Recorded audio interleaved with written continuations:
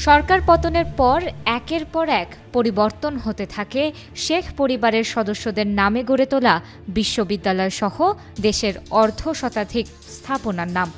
এমনকি তাদের কোনো স্মৃতিচিহ্ন রাখতে নারাজ বিক্ষুব্ধ ছাত্র জনতা। যদিও এখনও দেশের সবকটি নোট ও স্মারক মুদ্রায় রয়েছে শেখ মুজিবুর রহমানের ছবি। ঈদ উল ফিতর উপলক্ষে আগামী ১৯ মার্চ বাজারে নতুন নোট ছাড়ার উদ্যোগ নিয়েছে বাংলাদেশ ব্যাংক।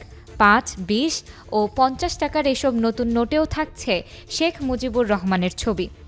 ছোট এসব নোটের পাশাপাশি বাজারে ছাড়া ১০০, ২০০, ৫০০ ও ১০০০ টাকার নতুন নোটও বিদ্যমান ডিজাইনের বলে সংশ্লিষ্টরা নিশ্চিত করেছেন।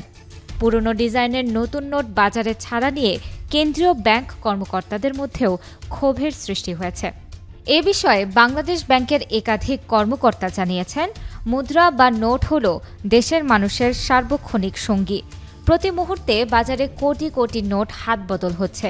গণ অভ্যুত্থানের পর সবার আগে ৫০০ ও ১০০০ টাকার নোট বাতিল ঘোষণার প্রয়োজন ছিল।